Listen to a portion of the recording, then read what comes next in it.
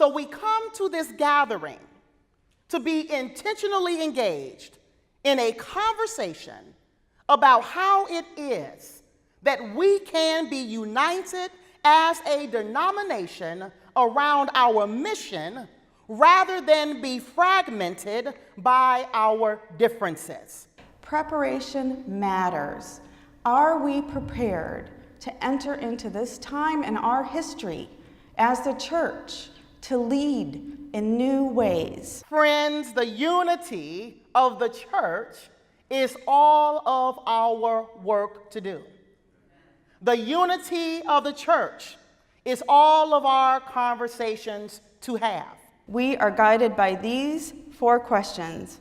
In our diverse and global existence, what is the shared mission and purpose of the church? Is there a proactive way for us to live together in our differences that doesn't presume that we will resolve our differences? If so, what would it be? What might be a form of unity that would empower us to live together? And then lastly, what is our witness and what can be our witness to the world in relation to our differences? Today, the conversation is about ecclesiology, who we are as a people of faith, a people called United Methodists, and how do we live together, be in ministry together, engage in the mission together, even in the midst of our differences, and particularly around human sexuality.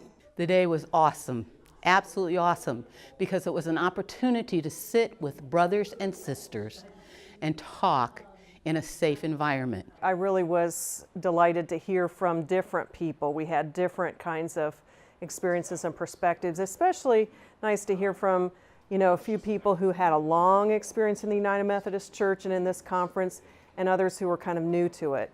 And you just really had to listen. That was the big activity, was to listen and to focus on these 4 questions. I think it was great to be able to begin in worship, to be gathered together all together as a whole group, and then to split off into smaller groups, into smaller conversations. It was a wonderful reminder that it's when we're gathered together that we are church.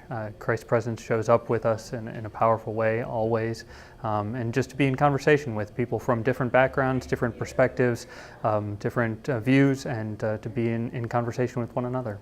I thought that we were able to have some very constructive conversation, honoring one another and being open and being vulnerable, and to really see that there is some hope in the church, that we're not all about fighting, but that there is some unity, and that there is a future for our United Methodist Church. I encourage us to remain prayerful.